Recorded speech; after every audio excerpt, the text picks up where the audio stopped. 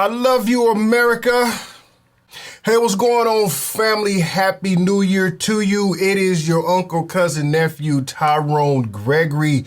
So glad that 2017 is over and we are now here in 2018 and a lot has taken place. So I want to go ahead and do a video today, especially because new year, new things, and most of all, new tax laws. So in today's video, I am going to go through all of the tax law changes that took effect and how it is going to affect you. So let's go ahead, get busy, get to it. Welcome to the 2018 tax update. It's been a while since I did a video on taxes, so why not start the year off with one just to kind of give you an update, let you know what's going on. So as many of you know, or you may not have known, on December 22nd, 2017, President Trump signed into law what is now known as the Tax Cuts and Jobs Act.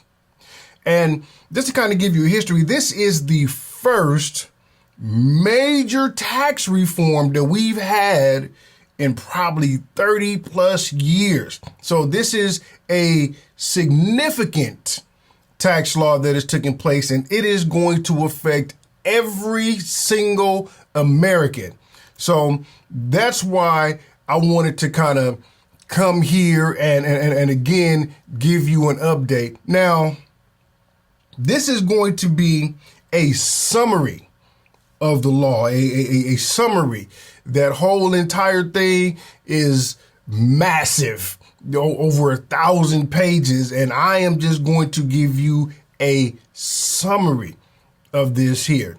Okay, I know a lot of you are not necessarily worried about how it's going to affect your personal taxes, and you know how I know you're not worried about how it's going to affect your personal taxes? Because when I did the first video about how to file the perfect tax return that included your personal taxes, nobody watched it. But when it came to your business and the video I did regarding your business and your self-employed taxes, everybody watched that. So yeah, I know you're not too much worried about your personal, but there is a few key things in this law that I think you are going to need to be aware of for your personal purpose, for your personal taxes. So let me go ahead, get to that, and I'll explain to you what it is. First things first, personal changes. Now, let's start with the first one for your personal changes, the tax brackets. In the previous law, you had a 10% tax bracket, 15%, 25%, 28%, 33%, 35%, and finally 39.6%. That is the amount that you would have been taxed on depending on where your income fell. As you can see, there's 1, 2, 3, 4, 5, 6, 7 of those bad boys there. So under the current law, this is what the new tax brackets, and this took effect January 1st, 2018. So this is going to affect you going forward. When you file your taxes this year, you'll still be under the previous law, but going forward, this is what you're going to be under. So as of today, you have a 10% tax bracket, 12, 22, 24, 32, 35, which remains the same as the previous, and then 37%. So as you can see, overall, the tax brackets have been lowered, which means you're going to pay less taxes. So there is a win for some. And of course, whenever there's a winner, somebody's going to lose somehow, some way. And trust me, like I said, this tax law is very intense, very detailed, it's massive. A lot of things took place. A lot of people don't like it. A lot of people do. I'm not choosing sides because to me, All you have to do is plan for it and you can still win. So let's take a look at the next thing that changed on a personal level. The standard deduction.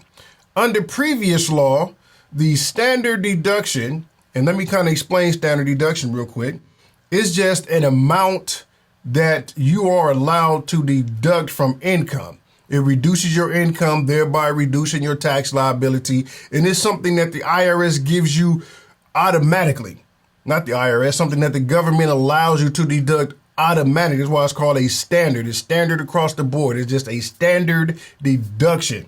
So in the previous law, you was able to deduct, if you filed single, $6,350. If you filed head of household, meaning that you had some qualifying dependents, you was able to deduct $9,350.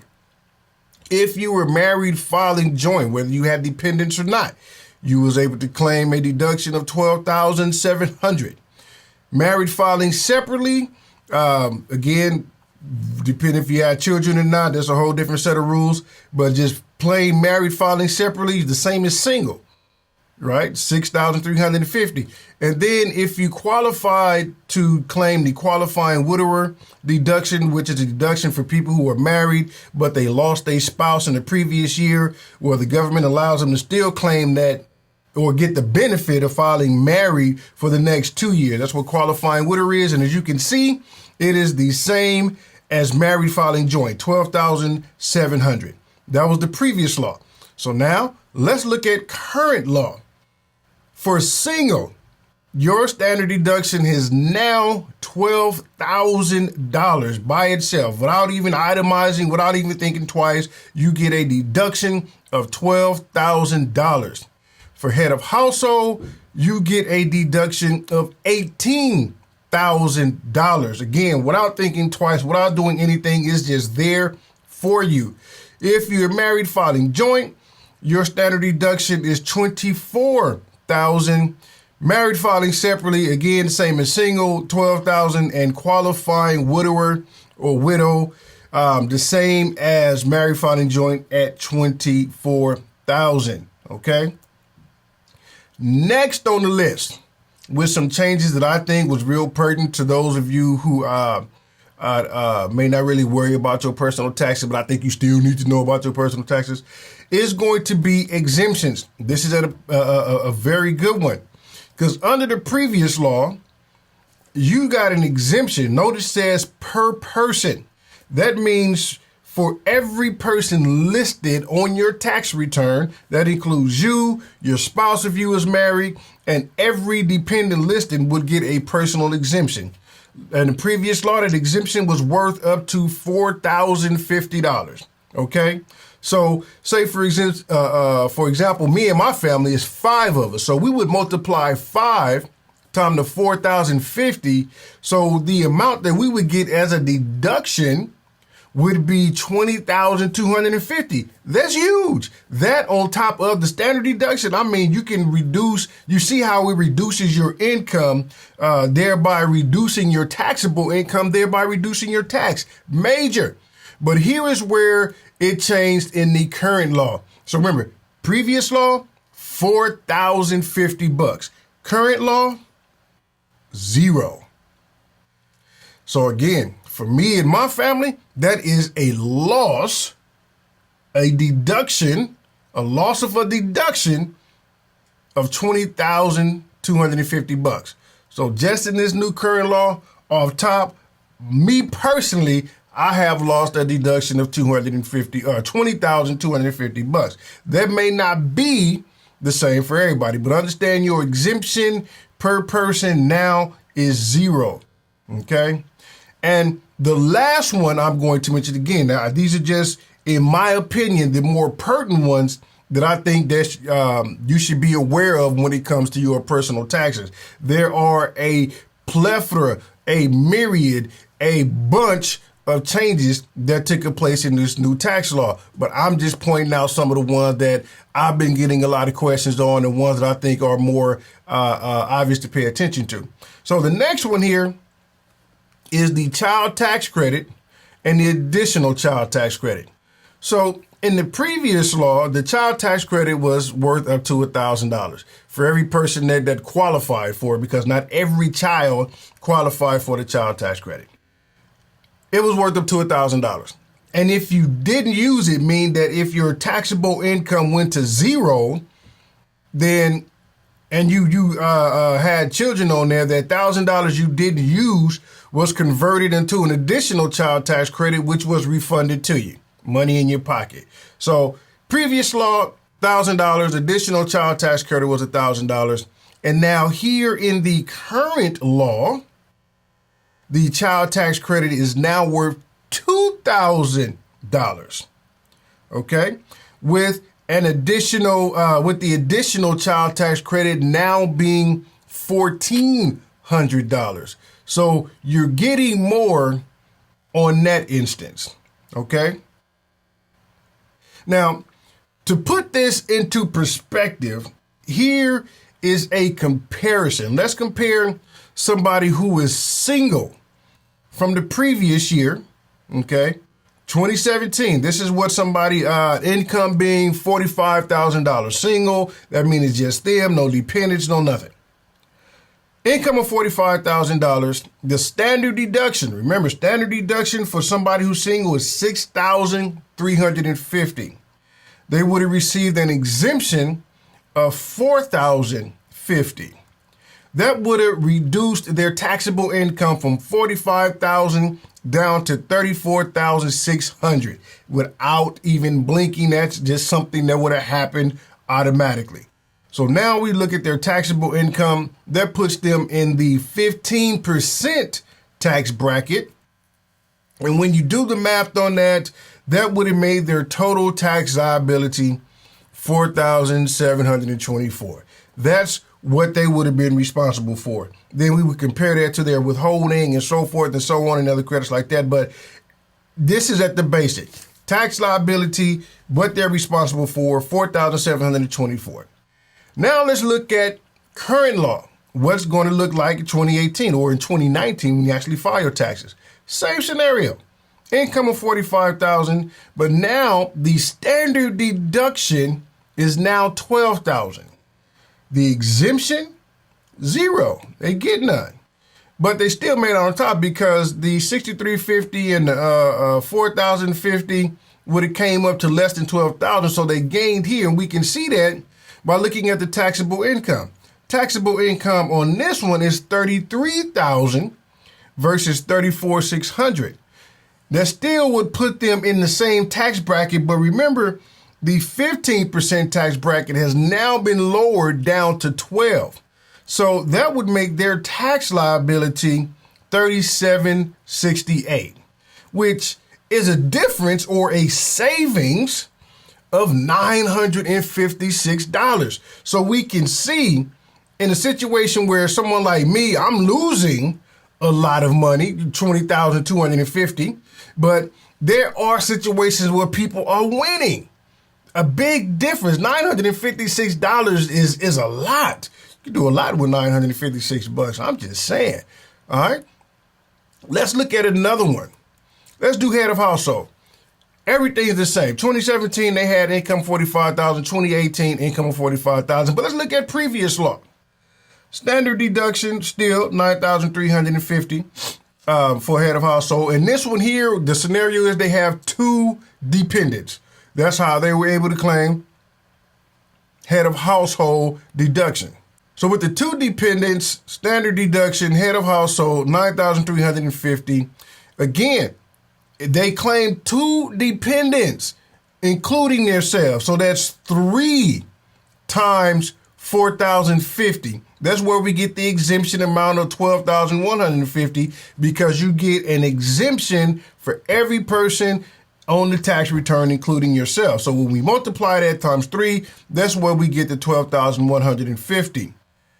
That brings their taxable income from $45,000 down to $23,500, which makes their tax liability $2,857. And I know you're thinking, well, what about the children and dependents? But the child tax credit comes into play after you figured out your tax liability. So now that we know the tax liability, remember, 2 children, $1,000 per child, that gives us a child tax credit of $2,000. And when you apply that credit towards your tax liability, that brings your total tax down to $857. So in 2017, in that scenario, the person that's referenced here with the 2 dependents would only owe $857 as far as tax liability goes. So let's look at it, the same person on the 2018 side. The standard deduction goes from $9,350 to $1,800, as we discussed. They lose the $12,150, $0 in exemptions, making their taxable income $27,000, okay? Not much of a difference, but hey, every penny counts. They're in the same tax bracket still. On the 2017 side, they were at 15%. On the 2018 side, remember that 15% is now 12%.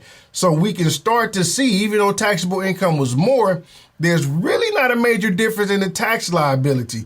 Maybe about $100 or so bucks. Not that much of a difference. But look, here's the kicker for 2018. The child tax credit for those 2 dependents increased by an additional $2,000. So instead of it being just regular $2,000, they get $4,000. And guess what? $4,000 is more than the tax liability. So that brings their total tax to 0. They don't owe. But remember, when you have a carryover of the child tax credit, you get to bring it down as a refundable credit in the form of the additional child tax credit. So what's left over from that $4,000 now gets refunded to you. So in this scenario, the additional child tax credit that they receive will be the difference between the $2,968 and the $4,000, which is $1,032. So in the previous tax law, you still would owe or have a tax liability of $857 versus in the current tax law, you actually would be receiving a refund of $1,032. Again, that was just 2 scenarios of this tax law. Of course, there are multiple scenarios that can happen for married filing joint, married filing separate, qualifying widow, depending on how many dependents you have, various of things that can happen. I just wanted to kind of show you briefly the differences, how it affects you on a personal side.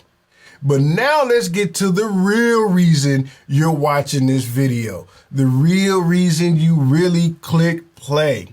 Your business, okay? But before I get to your business, let me say this.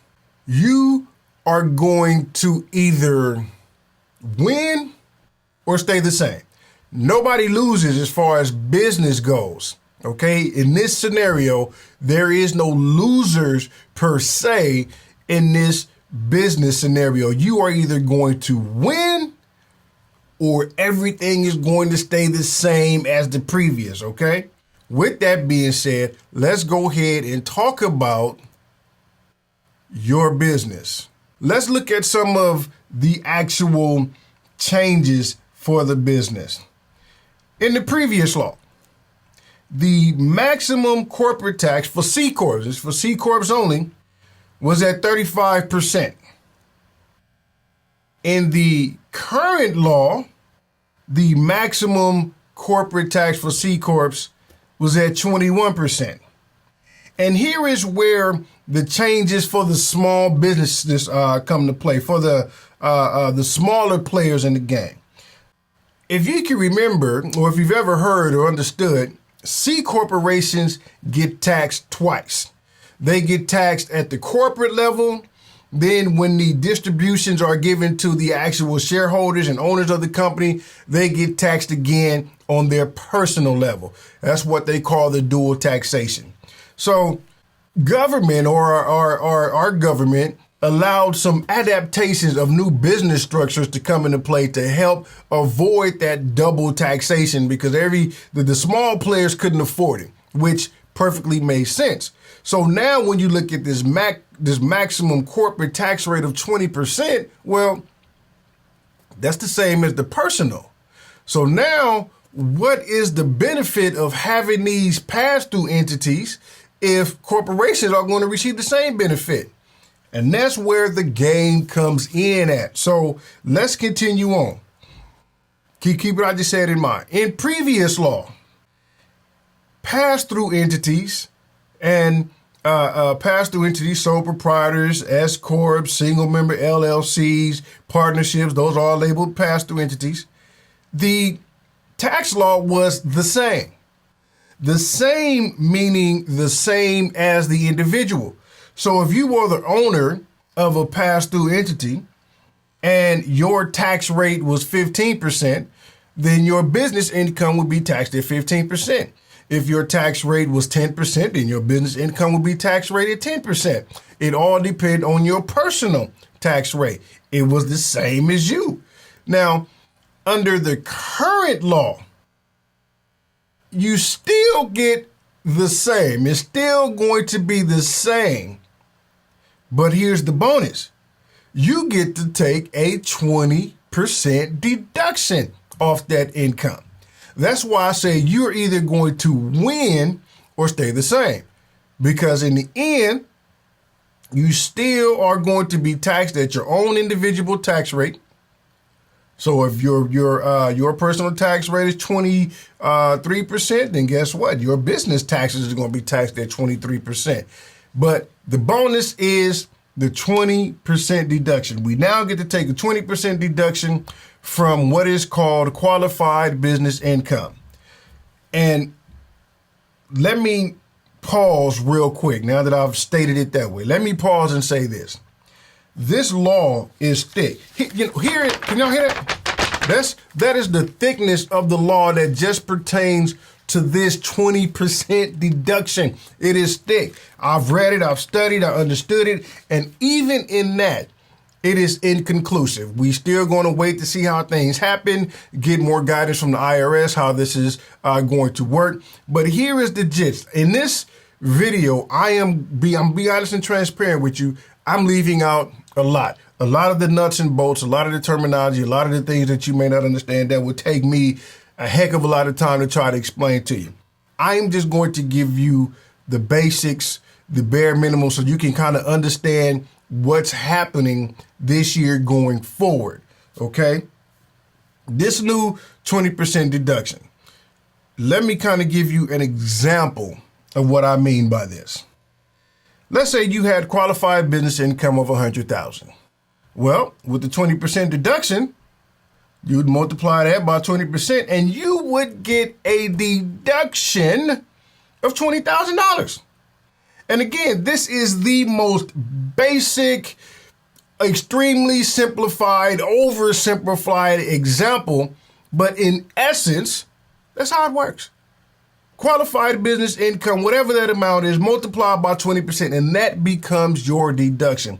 That is how we win at this point. And that goes for any type of business that is not a corporation. So as long as you're not a C Corp, you are entitled to this 20% deduction as a business. That goes for those who drive Uber, Lyft, Amazon Flex, any of those ride shares. If you are a daycare, a barber, a lawn person, construction, it doesn't matter what type of business you have.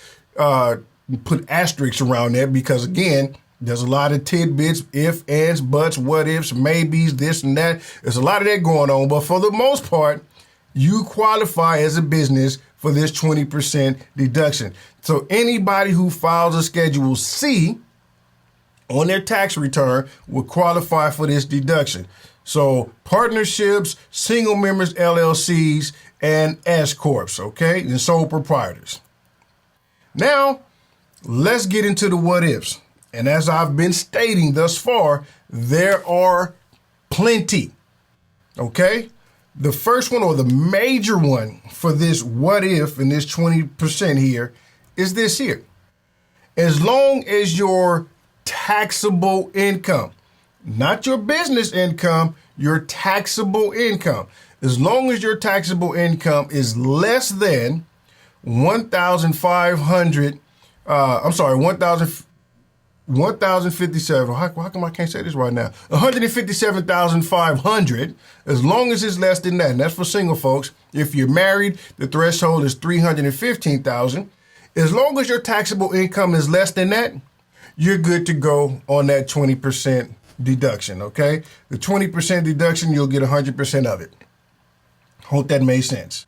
However, the minute taxable income becomes greater than 157,500 for single folks, for single and head of household and married filing separate, that's the threshold for you guys, and 315,000 if you're married or qualifying widower. The minute that your taxable income goes over that amount, well, the 20% deduction starts to shrink. Okay? And if you are in a certain type of business, again, this is that many ifs, buts, whens, where, how, maybe, this, that, thou, a lot of that. If you have a certain type of business, the more you go over that threshold, you actually reduce that 20% deduction down to zero. Okay, that's why I say you really don't lose. You'll probably just end up back where you were originally. So continue to plan for it, continue to move forward, okay? Now, to know if you are in danger of reaching these limits, look at line 43 of your personal tax return. That is your taxable income. That line right there, if that number on your tax return, you can look at it when you file your taxes this year, or you can look at the previous years. Look at line 43, your taxable income, and see where you are. If you are getting close to that threshold, then you may want to really sit down and do some serious tax planning. At that point, you're going to have to get into the nuts and bolts of the 20%, because once you go over that limit, by my calculation, there's probably approximately 4 to 6 additional calculations that must be done. Yes, 4 to 6 additional calculations that must be done in order to determine how much of that 20% you're actually going to receive. So again, look at line 43, check it out. If you're going there, look. And if you're real serious about the consultation and you need some help, you know you can always reach out to me. I'm here for you. But I'll be honest, on this one, I'm going to have to charge you. Okay? Alrighty, fam. That was it. That was the 2018 tax update. As you can see, there's some major changes going to affect people. Some good, some bad, depending. Just kind of look at everything.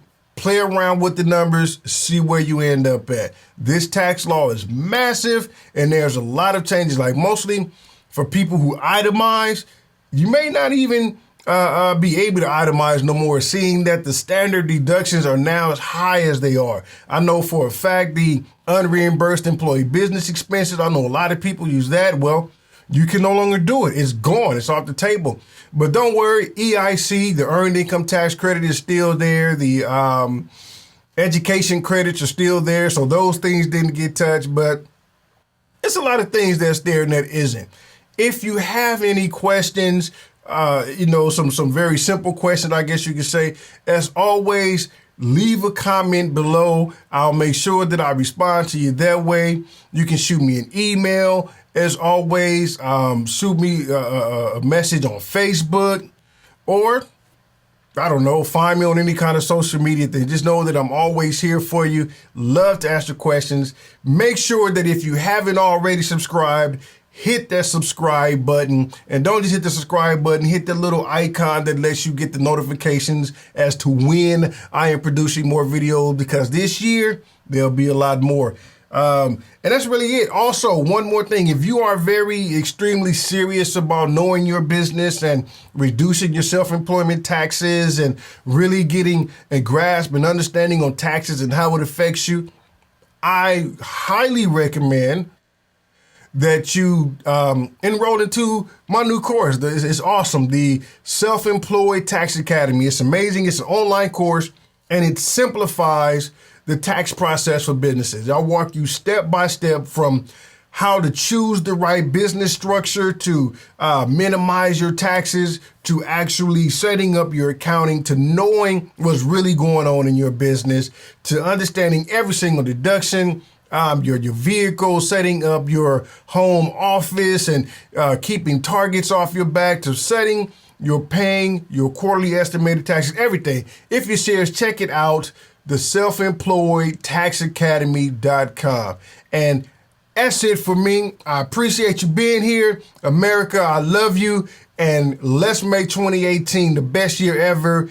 I will see you guys in the next video. Take care. God bless.